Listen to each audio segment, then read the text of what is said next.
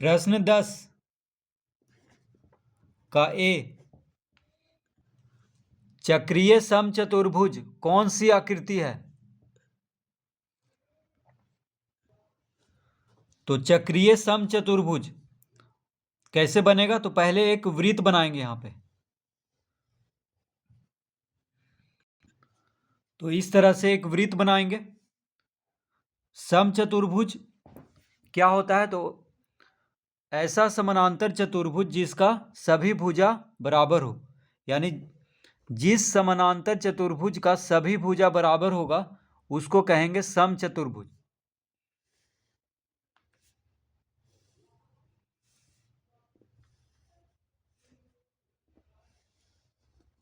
तो देखिए इस यहाँ पे इसको हम नाम दे देते हैं ABCD। तो ABCD का जो है सभी भुजा बराबर है। तो यहाँ पे देखिए हाथ से बनाए हैं इसीलिए उतना बढ़िया से नहीं बनेगा। तो समचतुर्भुज का मतलब हुआ कि समानांतर चतुर्भुज का सभी भुजा अगर जिसका बराबर है उसको क्या कहेंगे? समचतुर्भुज कहते हैं। तो ABCD क्या है? समानांतर चतुर्भुज है जिसका सभी भुजा बराबर है, यानी AB BC CD और AD बराबर है। अब चक्रीय का मतलब क्या हो गया? तो चक्रीय चतुर्भुज का मतलब हो गया कि देखिए जिस चतुर्भुज का शीर्ष वृत्त के परिधि पर हो, देखिए वृत्त के परिधि से यहाँ पे सब मिल रहा है, उसको चक्रीय चतुर्भुज कहते हैं। तो यहाँ पे चक्रीय समचतुर्भुज है, यानी वैसा चतुर्भुज है जिसका सभी भुजा बराबर है और वह समानांतर चतुर्भुज भी है। तो इसको कहेंगे चक्रीय समचतुर्भुज। तो कह रहा है चक्रीय समचतुर्भुज कौन सी आकृति है? तो देखिए चक्रीय समचतुर्भुज का मतलब क्या हो गया? तो समचतुर्भुज का मतलब हो गया कि AB BC CD और AD क्या है? बराबर है। समचतुर्भुज का यही मतलब हुआ कि AB BC CD AD क्या है? बराबर। तथा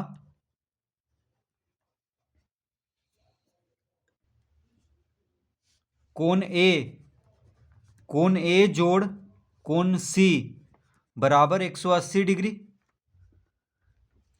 तो चक्रीय चतुर्भुज का क्या होता है?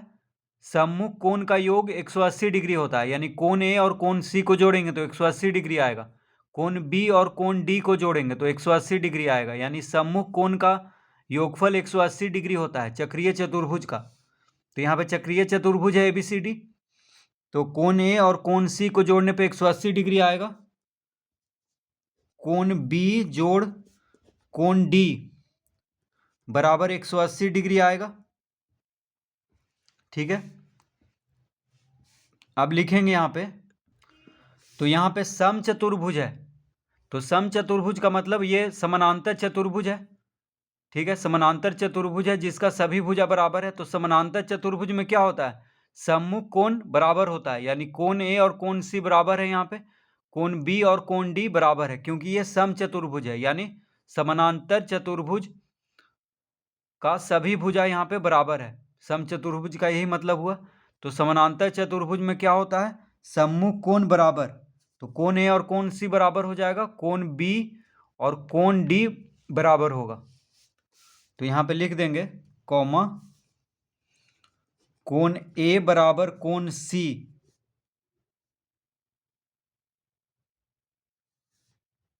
कोण B बराबर कोण D।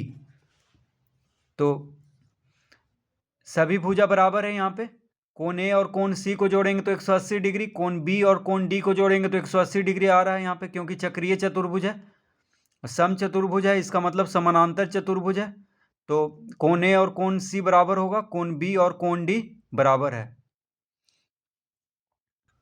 तो देखिए कोण A और कोण C बराबर है और कोण A और कोण C को जोड़ने पे 180 डिग्री आ रहा है, इसका मतलब कोण A भी 90 डिग्री होगा, कोण C भी 90 डिग्री होगा।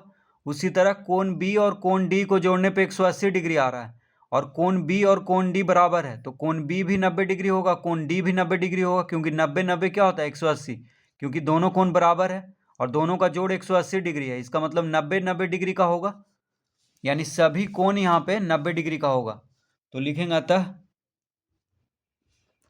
कोण A बराबर कोण बी बराबर कोण सी बराबर कोण डी बराबर 90 डिग्री, यानी सभी कोण 90 डिग्री का होगा यहाँ पे, क्योंकि ये चक्रीय चतुर्भुज भी है, समचतुर्भुज भी है, इसका मतलब सभी कोण भी बराबर होगा यहाँ पे।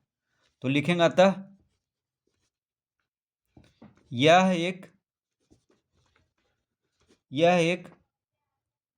वर्ग भी है।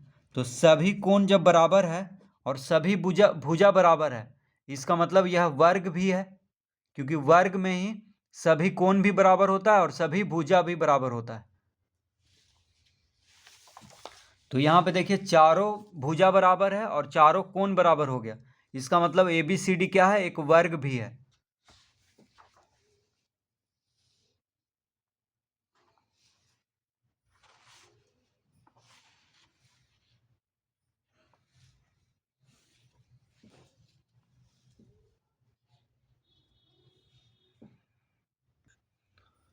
प्रश्न 10 का बी, किसी अर्धवृत्त के कोण में कितने अंश होते हैं? तो सबसे पहले यहाँ पे एक अर्धवृत्त बना लेते हैं।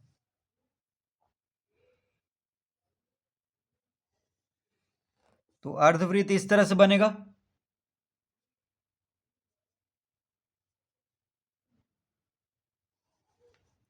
ये हो गया अर्धवृत्त, इसको नाम देते हैं AB। तो ये क्या है, अर्धवृत्त है। तो कह रहा है कि किसी अर्धवृत्त के कोण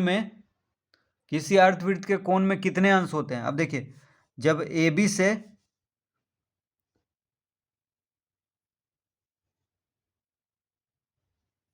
दो रेखा मिलाएंगे परिधि पर, अर्धवृत्त के परिधि पर, तो यहाँ पे जो कोण बनेगा वो होगा 90 डिग्री।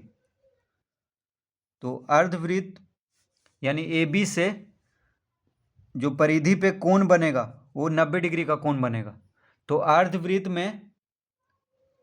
अर्धवृत्त के कोण में 90 कह रहा कितने अंश होते हैं, तो 90 अंश लिखेंगे।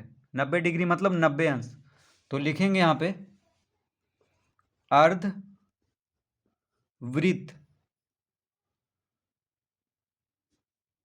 अर्धवृत्त के कोण में 90 अंश